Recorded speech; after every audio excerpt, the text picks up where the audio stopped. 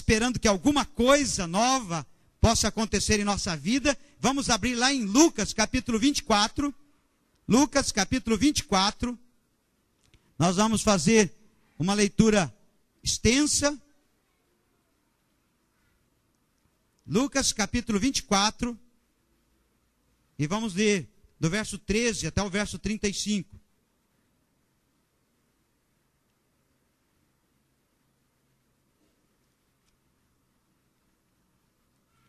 Vamos ficar de pé e vamos ler a palavra do Senhor. Do verso 13 ao 35 do capítulo 24 do Evangelho de Lucas.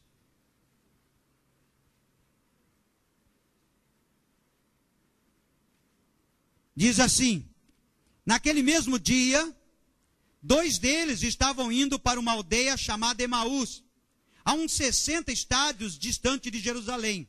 Eles iam conversando a respeito de tudo o que havia acontecido. Enquanto eles conversavam e discutiam, o próprio Jesus se aproximou e caminhava com eles. Mas seus olhos estavam com que impedidos de o reconhecerem. Então Jesus lhes perguntou: que palavras são essas que, ao caminharem, trocai entre vós? Eles pararam entristecidos. Um, porém, chamado Cleopas, respondeu: acaso és o único peregrino em Jerusalém e não soubeste das coisas que ocorreu nesses últimos dias? Ele lhes perguntou: quais? Então eles explicaram o que aconteceu a Jesus, o Nazareno, que era homem profeta, poderoso em obras e palavras diante de Deus e de todo o povo. Os chefes dos sacerdotes e nossas autoridades o entregaram para ser condenados à morte e o crucificaram. Nós esperávamos que fosse ele o que remisse a Israel. Mas, depois de tudo isso, hoje já é o 3º dia desde que tais coisas aconteceram. É verdade também que algumas mulheres de que conosco estavam nos surpreenderam, tendo ido bem de madrugada ao sepulcro e não tendo encontrado o corpo de Jesus, voltaram dizendo que tiveram uma visão de anjos, as quais afirmam que ele está vivo. Alguns dos nossos foram ao sepulcro e verificaram a exatidão do que disseram as mulheres, mas não o viram. Então Jesus lhe disse: honestos e lentos de coração para crer em tudo que os profetas disseram. Não era necessário que o Cristo padecesse e entrasse em sua glória? Começando por Moisés e por todos os profetas, interpretou para eles o que a seu respeito estava em todas as Escrituras.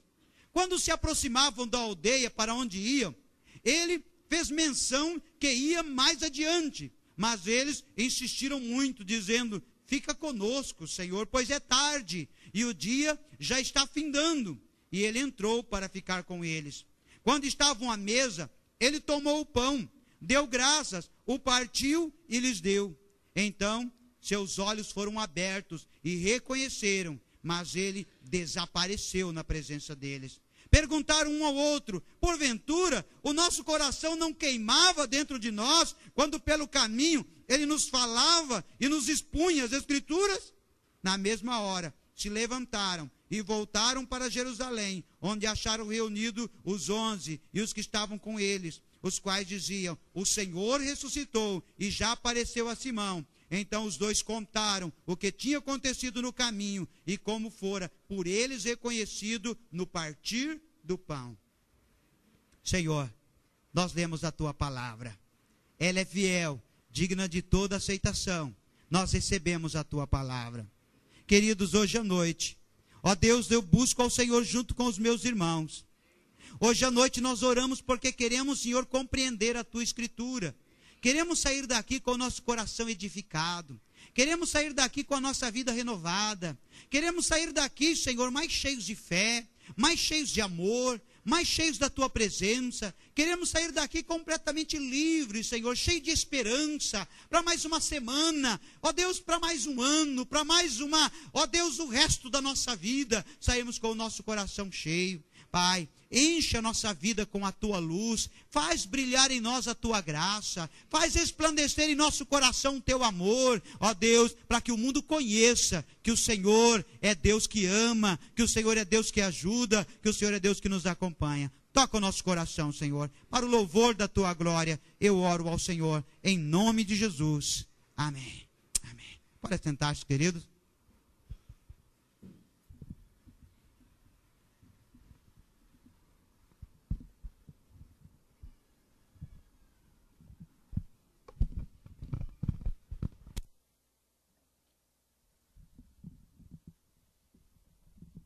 Amém? Amém?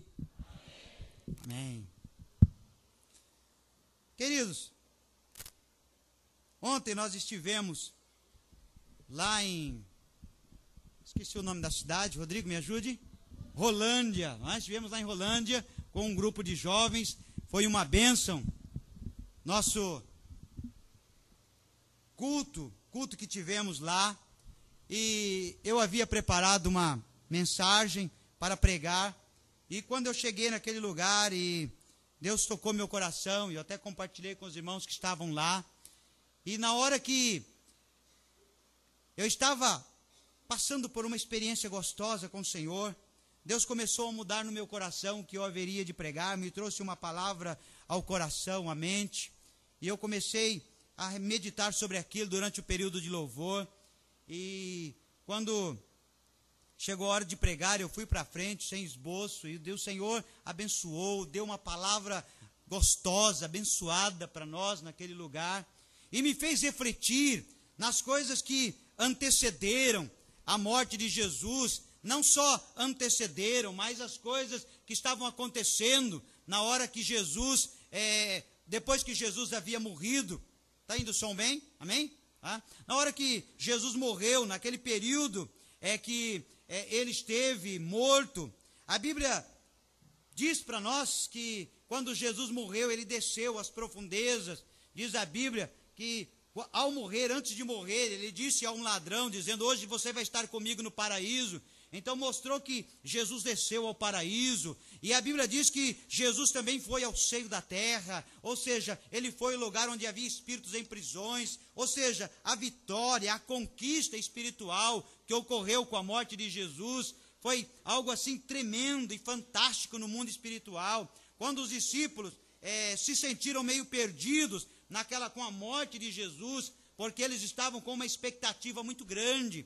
Eles tinham uma expectativa de que Jesus seria o libertador, de que Jesus haveria de libertar Israel numa libertação política, numa libertação militar, numa libertação econômica, e que ia fazer de Israel aquela potência mundial, como Roma foi, como os sírios foram, como etc., outras nações foram. Eles tinham aquela expectativa, e com a morte de Jesus, tudo aquilo foi por água abaixo. Eles entraram numa espécie de confusão. Aqueles momentos da prisão de Jesus, que antecedeu a morte de Jesus, e aqueles dias de trevas que, depois que Jesus morreu, eles se sentiram perdidos, se sentiram sem direção, sentiram sem saber o que fazer.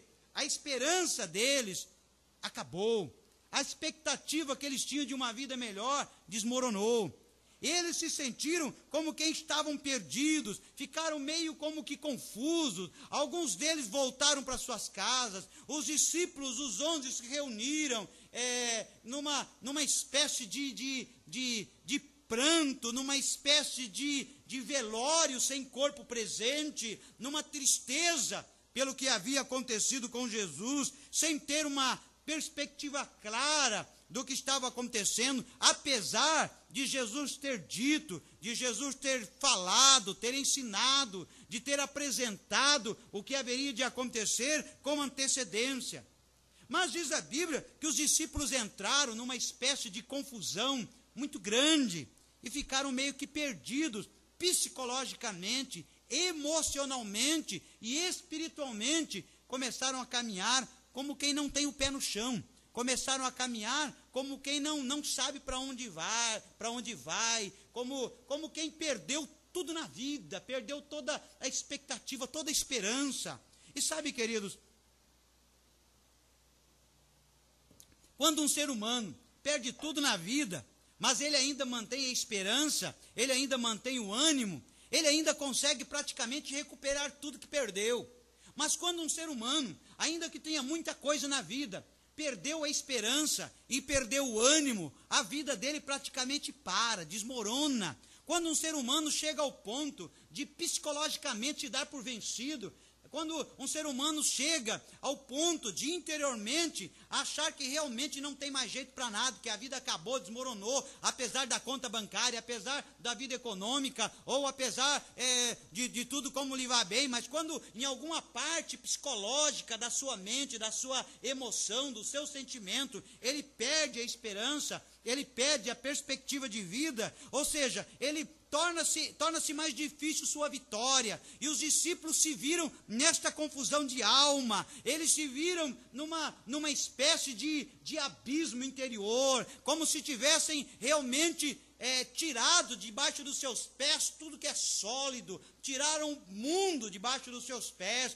tiraram o planeta, ficaram soltos ao espaço, numa negritude sem luz no fim do túnel, num túnel sem luz no final, ficaram num beco que não conseguiam enxergar saída, ou seja, num beco onde eles não podiam nem ver por onde entraram, tamanha confusão de alma que eles começaram a viver naqueles dias da morte de Jesus, tamanha tristeza que eles estavam vivendo.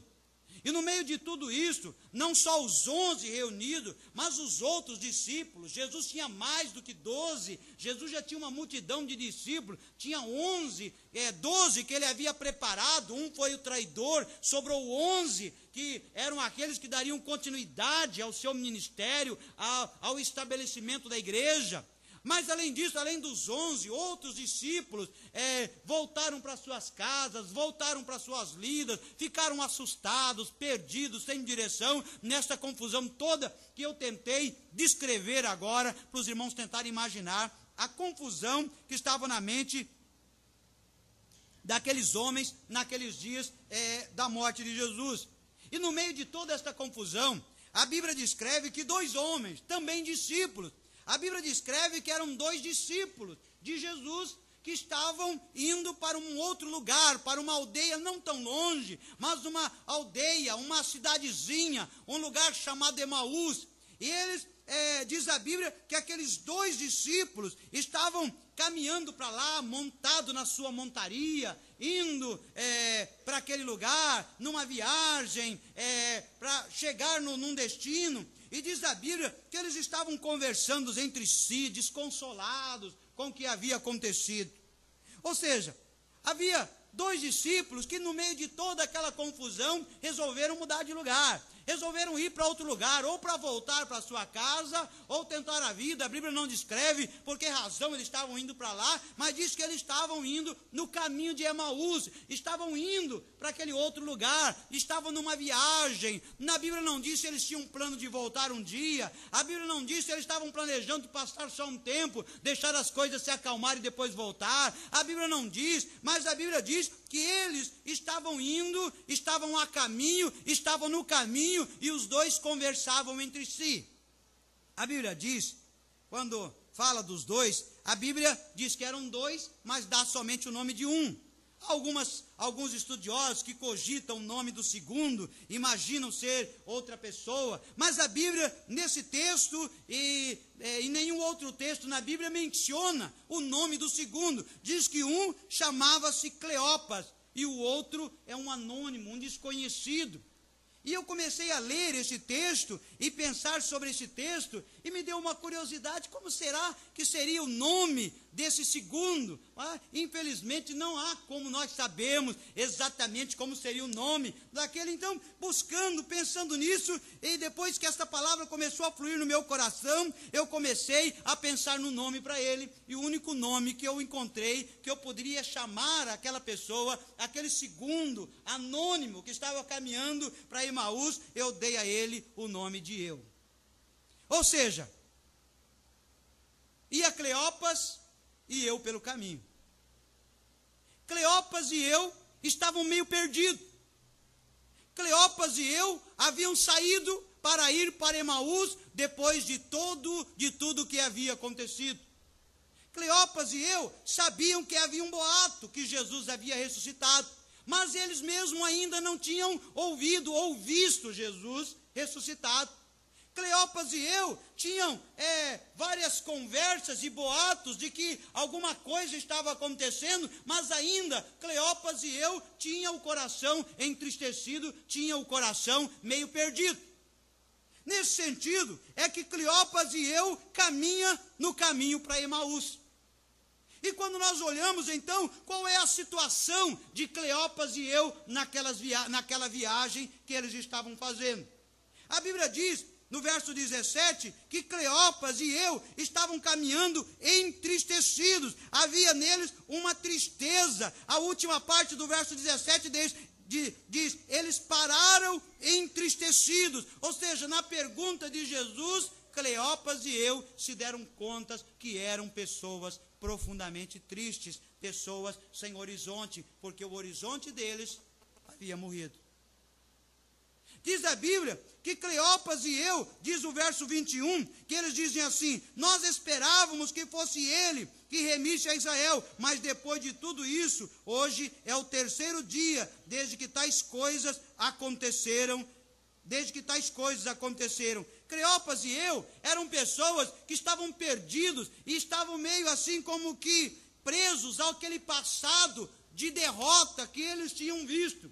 Eles estavam com o coração voltado lá na morte da sua esperança. Eles estavam com o coração voltado lá para a morte da sua expectativa e da sua perspectiva, da sua chance de vida nova. Para eles, tudo isso havia morrido. E quando eles começam a contar, mediante a interrogação do terceiro homem que se junta a Cleopas e eu, eles demonstram então que estavam presos naquele passado da morte, da esperança que eles viram pregado na cruz, depois viram morto, depois viram o túmulo dele, viram o que foi feito, viram os soldados que lacraram o túmulo, então o coração deles ficou preso àquele passado de derrota. Na mente deles, um passado que havia se perdido, um passado onde a derrota havia se consumado, já agora sem chance, agora é continuar a caminhada sem rumo, agora é continuar a caminhada sem perspectiva.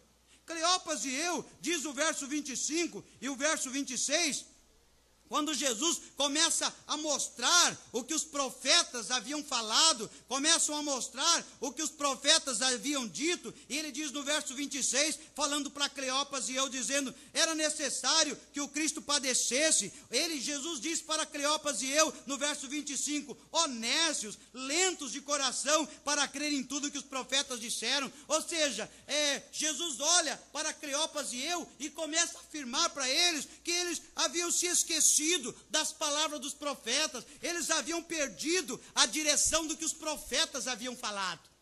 Ou seja, Cleopas e eu se esqueceram das profecias de Davi, das profecias de Isaías. Cleopas e eu se esqueceram do que Deus tinha falado mediante sua palavra. Cleopas e eu não se deu conta do conhecimento prévio que antecedeu a morte de Jesus. Cleopas e eu se esqueceram da Escritura, queridos, e como que na nossa vida nós nos esquecemos rápido das coisas que Deus nos diz, como que nós esquecemos rápido dos princípios que Deus nos dá, dos princípios da Escritura, que muitas vezes sabemos como muitas vezes temos decorado, mas na hora H são princípios que entram no vazio, são princípios que desaparecem. Cleopas e eu começam a viver preso àquele passado, como se fosse um museu. Já diz o velho ditado, quem vive de passado é museu.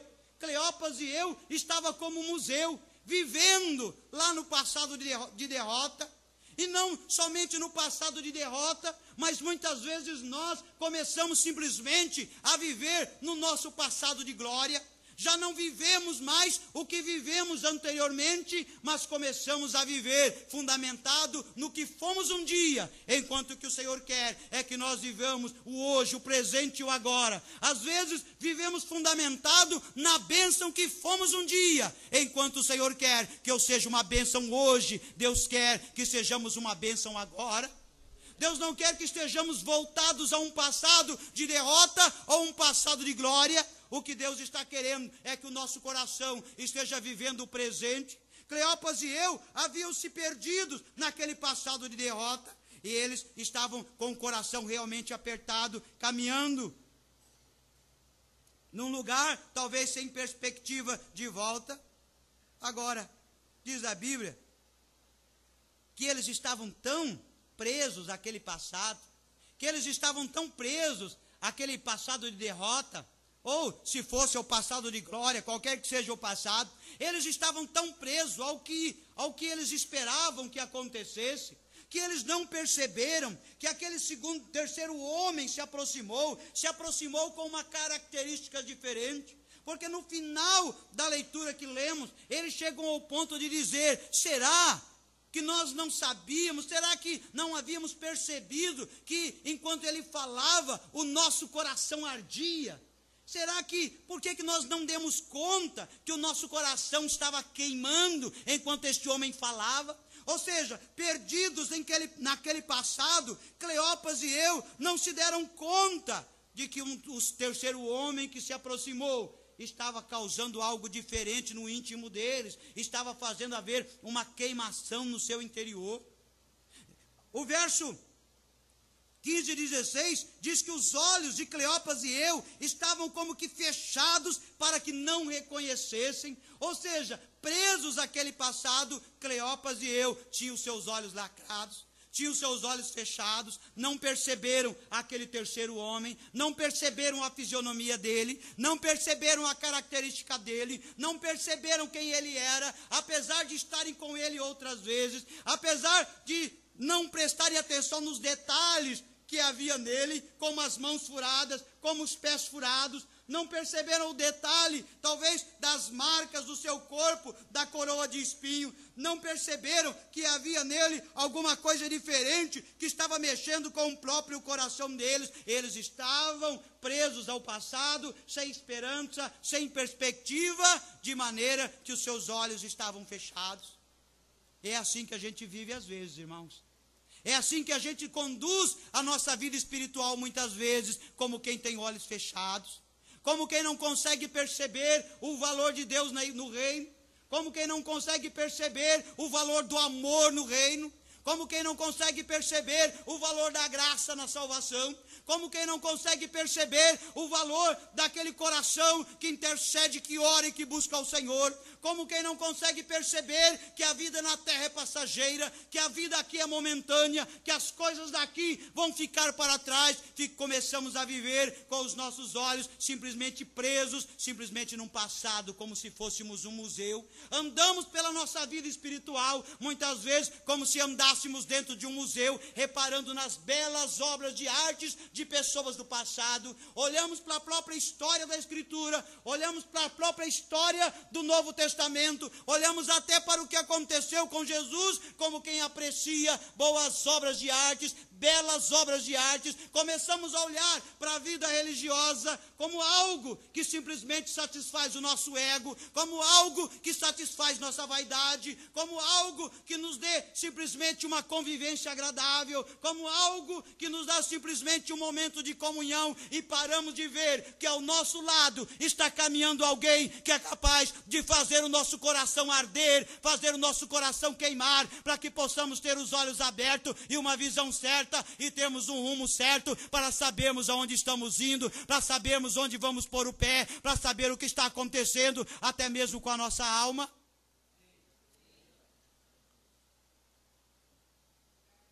Temos facilidades, queridos, para esquecermos os princípios. Quando Jesus, antes de morrer,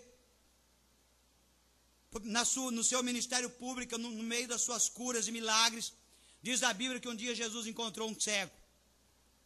E aquele cego já era cego há muito tempo, havia nascido cego. Aliás, não me lembro se ele havia nascido cego, mas ele era cego há muito tempo.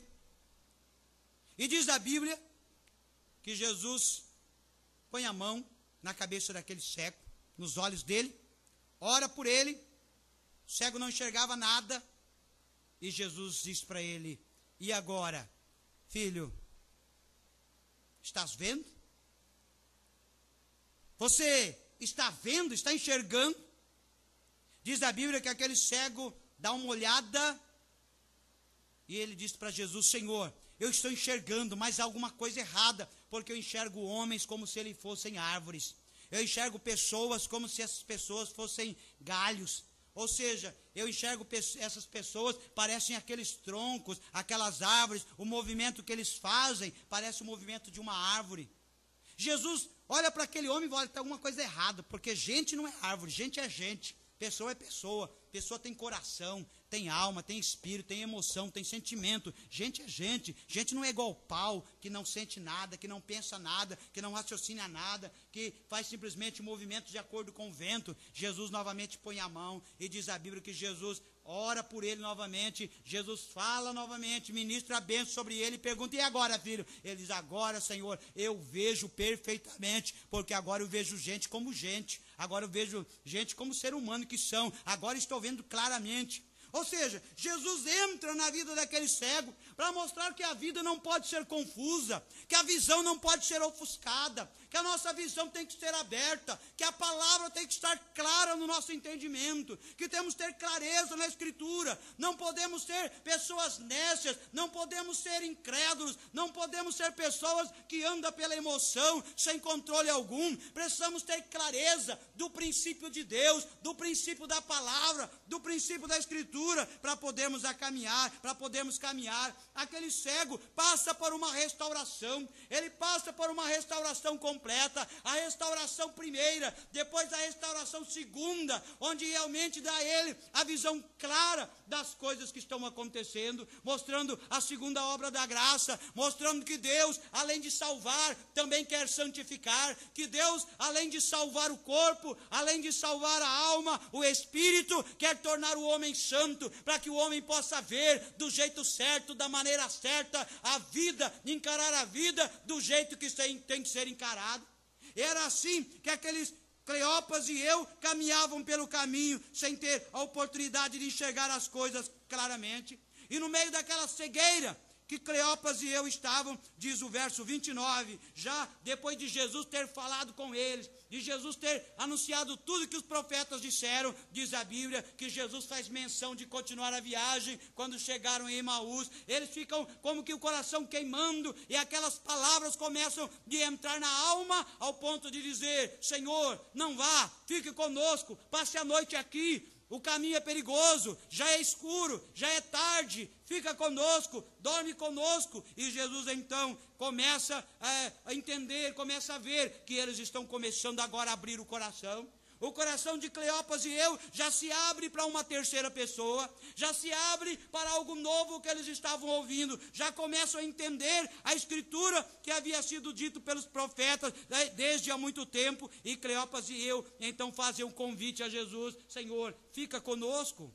Senhor, nós vamos ficar aqui agora, mas fique conosco, Senhor, não vá em frente, continue nos acompanhando, nós queremos ouvir mais. E Cleopas e eu, naquele momento, fizeram um convite a Jesus: Jesus, entra na minha vida, Jesus, fique conosco, Jesus, continue conosco, Jesus, nós já caminhamos um pedaço junto, fica conosco esta noite. E diz a Bíblia que até aqui eles não sabiam ainda que era Jesus, o Cristo, o que havia morrido e ressuscitado.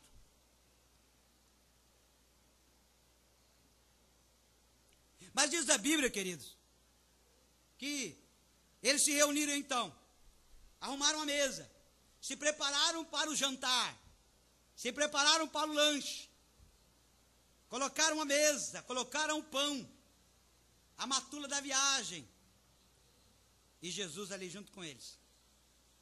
Quando de repente, Jesus pega o pão, parte o pão, e quando Jesus parte o pão, diz a Bíblia que naquela hora eles reconhecem a Jesus. Naquela hora a visão deles se abre. Naquela hora a visão deles revelam. Eles recebem a revelação da presença de Jesus e começa a nos mostrar uma verdade. Começa a nos mostrar a verdade que o conhecimento da revelação de Jesus se conhece na intimidade, se conhece no partir do pão, se conhece na comunhão, se conhece na participação do alimento, se conhece no partir do pão, se conhece na comunhão do corpo, se conhece na união de crente, se conhece no caminhar, no dia a dia, sempre em 2 ou 3, se conhece onde se vê cumprir, quando Jesus afirma, onde estiver 2 ou 3 reunidos em meu nome, eu estou no meio deles. A revelação de Jesus começa na nossa intimidade como igreja, começa na nossa intimidade como corpo, começa na nossa intimidade como parte de Jesus, como parte uns dos outros, como membros do corpo de Cristo, naqueles que caminham junto com aquele que faz arder o coração. Por isso que a igreja é instituída, por isso que a igreja é fundamentada para que nós, como corpo, vivamos no partir e na comunhão do pão, para dividirmos nossas esperanças, para dividirmos também nossas desesperanças, para sabermos entender quando o outro está cheio de alegria e paz, para sabermos entender quando o outro está com o coração despedaçado, para saber quando o outro goza de perfeita santidade, para saber quando o outro se afundou no pecado, mas ainda precisa da nossa ajuda, ainda precisa da nossa mão, para sabermos que ao partir do pão a revelação pode acontecer, para saber que no partir do pão coisa nova pode acontecer, para sabermos que no partir do pão alguma coisa nova pode ser revelada, entendimento novo pode se enxergar e o corpo passar a enxergar a esperança novamente e aprendermos disso. Agora, eles reconhecem Jesus no caminho. Agora o verso 33 diz que na mesma hora se levantaram e voltaram para Jerusalém. Era tarde para eles continuarem indo em frente, mas não era tarde para voltarem a Jerusalém. Era tarde para continuarem a viagem. Senhor, fica conosco, Senhor, não vá, não continue a viagem. O Senhor fica. Quando a visão lhes abre, quando o entendimento chega, diz a Bíblia que imediatamente eles voltam a Jerusalém. Não era tarde mais para voltar. Eles não levaram mais em consideração o tempo para voltar. Voltaram no escuro, voltaram como estava, voltaram imediatamente. Se estavam a cavalo, arrumaram o cavalo e voltaram. Se estavam a pé, saíram meio que loucos pelo caminho. Vamos voltar, vamos dizer para alguém, vamos falar para os outros, porque alguma coisa nova mudou nossa visão. Nós passamos a enxergar, e quando passamos a enxergar, não é tarde para voltar atrás, não é tarde para voltar no começo, não é tarde para voltar ao princípio. Mas eles não voltaram atrás como quem volta ao passado. Eles não precisaram fazer uma regressão emocional há dias atrás para serem curados daquela desesperança que tiveram, da morte do seu ânimo ou da morte da esperança. Eles só voltaram atrás a nível de localização. Eles só voltaram atrás no ponto de partida. Eles voltaram para o começo, porque tinham que começar tudo de novo. Descobriram que viajaram, estavam viajando sem rumo, estavam viajando perdidos, estavam viajando sem esperança, estavam viajando entristecidos, estavam viajando sem alegria, estavam viajando sem paz, estavam viajando na negritude do desânimo, estavam viajando sem saber para onde ir, o que haveria de acontecer com o futuro. E quando abre-lhes a visão, eles voltam ao ponto de partida, porque querem começar de novo, querem ter uma nova chance. Eles voltam para lá onde os outros estavam reunidos, eles voltam lá onde os outros discípulos se encontraram, e diz a Bíblia que naqueles mesmos dias eles voltam ao ponto de partida, de onde eles haviam partido para ir a Emaús. Quantas vezes nossa vida precisa voltar ao ponto de partida? Quantas vezes nós precisamos voltar ao ponto de partida para podermos começar novamente? Quando João recebe a visão das igrejas do Apocalipse, em uma das igrejas é dito para aquela igreja: o que eu tenho contra ti é que você perdeu o primeiro amor. O que eu tenho contra ti é que você perdeu o primeiro amor. Quantas vezes, queridos, nós perdemos o primeiro amor? Quantas vezes nossa vida passa a ser cacuete religioso? Nossa vida passa a ser tratos religiosos, doutrinas religiosas. Passamos a ver pessoas como aquele cego, passamos a ver pessoas como massa de modelar, que a gente modela do jeito que a gente quer. Passamos a ver pessoas como simplesmente paus que a gente pode fazer esculturas. Quantas vezes passamos a ver gente como se gente não fosse gente, como se gente não tivesse tentação, como se gente não tivesse problemas, como se gente não tivesse lutas, como se gente não tivesse dificuldades, e muitas vezes o ponto de partida é o amor de Deus, o ponto de partida é voltar ao primeiro amor, aquele amor que a gente se apaixona, por aquele que faz arder o coração da gente, a gente se apaixona por aquele que caminha conosco no caminho e faz alguma coisa mudar no nosso íntimo, no nosso interior, alguém que dá sentido novo para a vida, alguém que dá expectativa nova para a vida, esperança nova para a vida. A realidade é que muitas vezes o nosso coração perde a direção do amor e passa a ser um coração complicado, passa a ser um coração que não é doce, passa a ser um coração amargo, azedo, ou então, quando não é amargo e não é azedo, passa a ser um coração sem gosto, e nós temos que aprender a voltarmos para termos um coração doce, para termos uma vida doce, para sermos pessoas cujo íntimo destilam mel, cujo íntimo destilam graça, cujo íntimo destilam presença de Jesus, cujo íntimo começa a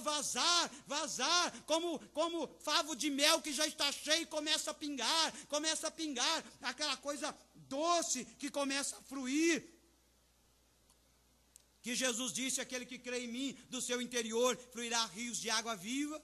E quantas vezes do nosso interior flui legalismo, quantas vezes do nosso interior flui tantas outras coisas que não é o amor de Deus. Nós precisamos então voltar ao ponto de partida. Mas muitas vezes o ponto de partida é outras áreas da nossa vida. Muitas vezes o ponto de partida é o acerto do perdão. Muitas vezes o ponto de partida é o retorno lá para dizer me perdoa. É o retorno lá para dizer eu não tenho nada contra você. É o retorno lá no começo para dizer me abraça aqui, porque para mim você é abraçável. Para mim você é uma pessoa que eu posso abraçar. Para mim você é uma pessoa que eu posso voltar a caminhar junto no caminho. Para mim você é a pessoa em que há esperança de Deus, porque em Cristo em vós é esperança de glória. Não há esperança em mim, a esperança que há em mim é Cristo. Cristo é a esperança da glória. Muitas vezes o ponto de partida é o ponto do acerto, é o ponto realmente da conversa aberta, é o ponto realmente onde a gente volta no início para acertar o que tem que ser acertado. E naquele dia, Cleopas e eu são reanimados. Cleopas e eu se animam novamente, se alegram, começam a sorrir outra vez, ficam eufóricos outra vez, ficam aguçados interiormente outra vez. Aquele queimor que estava no coração agora tem razão, agora tem motivo. E aquele queimor que está no coração, aquele queimar que está no coração, começa a realmente ficar uma chama incandescente, enquanto muitas vezes no nosso peito só resta o pavio da religião. Só resta realmente o carvão, porque a chama já não arde mais. Arde muitas outras coisas, menos a chama do amor de Deus. O nosso coração, muitas vezes, está com o coração de Cleopas e eu, antes de conhecerem Jesus. Mas Jesus encontra Cleopas e eu, e o anima novamente, os anima outra vez. Jesus muda o olhar de Cleopas e eu, muda o foco deles, começa a mostrar para ele a palavra dos profetas, o que haveria de acontecer. Depois se revela a Cleopas e Cleopas e eu começam a olhar as coisas de maneira diferente, começam a olhar de baixo para cima, começam a olhar as coisas do ponto de vista de Deus, começam a olhar as coisas do ponto de vista da vontade do Pai. Eles então entendem o que Jesus havia dito quando começa a ensinar a oração do Pai Nosso, quando diz, Pai, seja feita a tua vontade. Eles então começam a olhar para as coisas do céu, tiram o foco das coisas da terra e olham para as coisas do céu, porque eles começam a ver que a vontade de Deus sempre tem um propósito, a vontade de Deus tem um plano, que Deus não perde o controle de nada, que a esperança deles não havia morrido, mas a esperança deles estava sendo consolidada no seio da terra, que a esperança deles estava tomando forma embaixo da terra, quando eles não podiam ver mais nada, eles não enxergavam mais nada, tudo estava escuro. Eles entenderam naquele dia que a vontade do Pai é que mesmo nos momentos mais negros da vida, nós possamos crer e acreditar que Ele está agindo, que Ele está operando, que Ele está fazendo alguma coisa, que a vontade dele está se cumprindo, que o propósito dele é propósito eterno. Eles mudam então, eles saem do pessimismo para o otimismo, eles saem da incredulidade para uma fé abundante, para voltar mesmo no meio da noite, para voltar mesmo no escuro, ao ponto de partida, para dizer: daqui nós vamos começar de novo, daqui nós vamos começar outra vez. Agora, como é que Jesus conseguiu fazer com que Cleopas e eu voltassem atrás? Como é que Jesus conseguiu mudar isso em Cleopas e eu? Diz no verso 17, que Jesus diz para eles assim, no verso 17: então Jesus lhe perguntou: que palavras são essas que ao caminharem trocai entre vós? E eles pararam entristecidos. Naquela hora, Jesus faz uma pergunta para eles. Leva Cleopas e eu a refletirem a razão do que aquilo estava acontecendo. Leva Cleopas e eu a pensarem por que eles estavam entristecidos. Leva eles a fazer um retrocesso de memória. Por que eles estavam daquele jeito? Diz a Bíblia que eles então começam a pensar, se entristecem.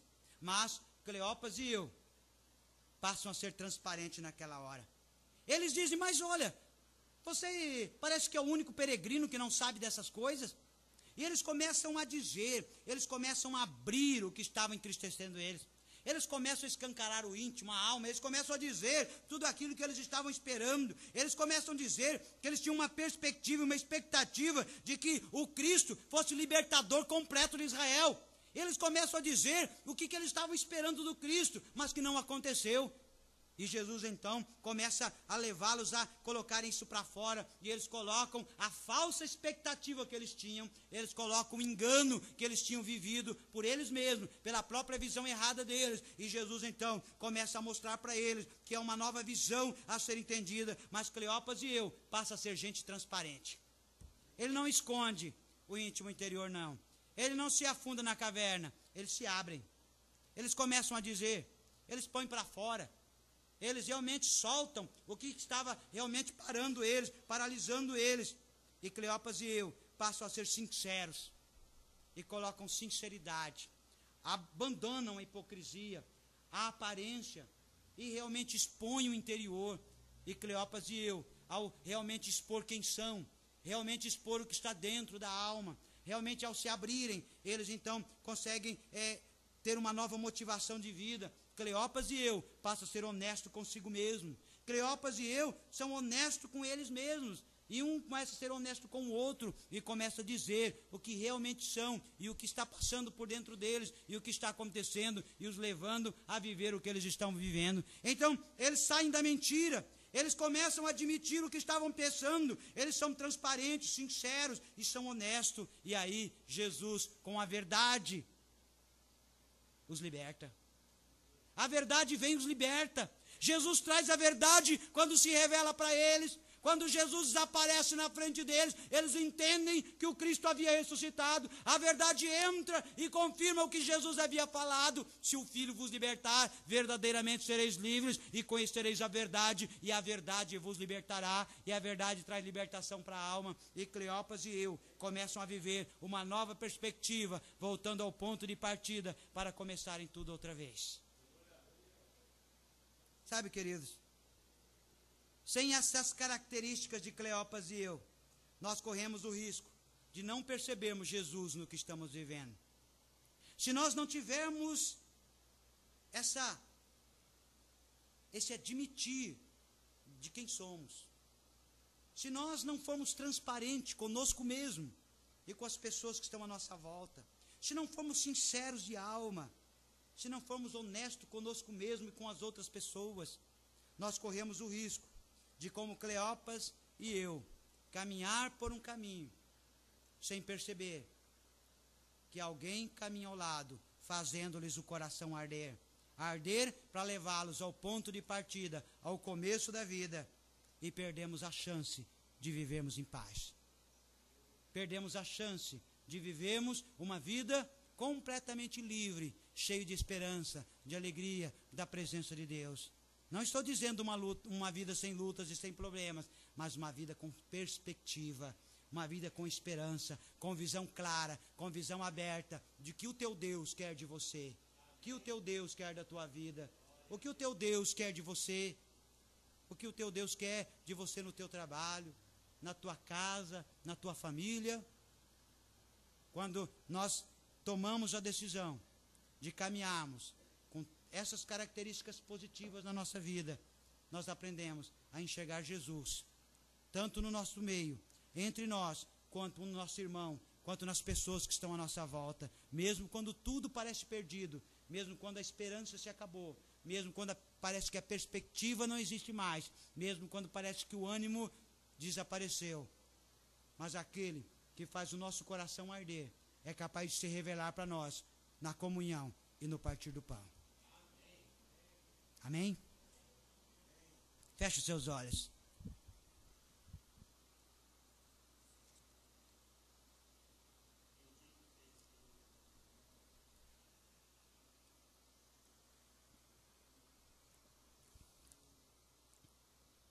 Talvez você esteja caminhando no caminho.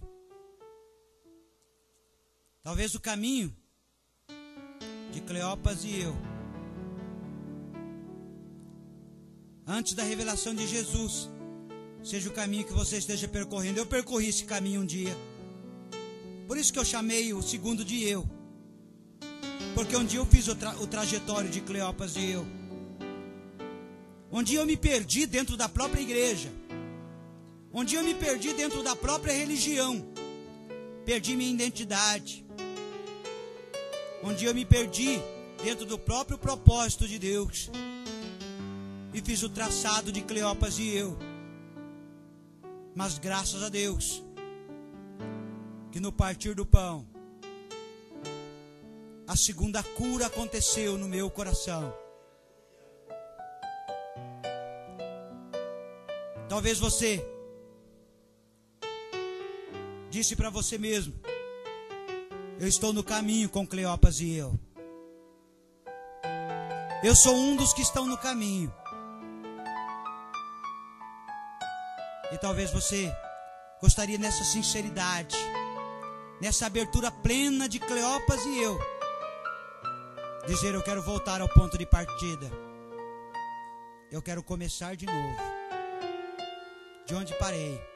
Não importa se você é crente, você é católico, não importa onde você esteja, mas se você se identificou no caminho de Cleopas e eu, e quer no partir do pão novamente ver aquele que faz arder o coração, eu quero que você venha para frente, eu quero orar com você.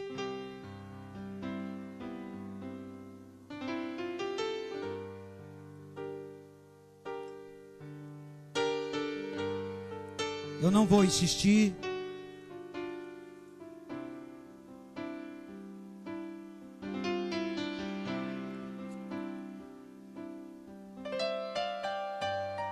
Às vezes, queridos, o caminho é longo. Quem às vezes está no caminho em direção contrária, não tem tempo de voltar atrás. Às vezes quem está em caminho em direção contrária, não participa do partir do pão, consequentemente, não tem a revelação e não volta ao ponto de partida. Continua perdido, continua sem direção, continua sem saber para onde ir. Cleopas e eu tiveram um encontro com Jesus e, na oportunidade sincera, ouviram Jesus e voltaram ao ponto de partida. Espírito Santo de Deus, opera nesses corações, Senhor. Opera nessas vidas que estão voltando ao ponto de partida. Opera nessas vidas, Senhor, que hoje estão dizendo: eu estava no caminho como Cleopas e eu. Eu estava andando na direção de Cleopas e eu. Mas, Senhor, eu quero ter esse entendimento desta graça e deste amor, para mim poder voltar ao ponto de partida, para mim poder voltar à comunhão, para mim poder voltar ao início de tudo, para mim poder voltar ao amor gratuito, ao primeiro amor, para mim poder voltar à paixão daquele que me faz o coração arder. Senhor, traz a revelação do Senhor. Ó Deus, traz a revelação do Senhor, para cada coração nesta noite, para que nenhum de nós continue o percurso em frente de Cleopas e eu, mas que cada um de nós, Senhor, possa voltar ao ponto de partida, ao início de tudo, Senhor, começar outra vez, Senhor, começar, ó Deus, do ponto de partida que o Senhor tem para a nossa vida, do primeiro amor, do ponto de encontro, Senhor, do começo outra vez. Obrigado, Jesus, por essas vidas que estão aqui. Obrigado, Jesus, por essas vidas que estão aqui.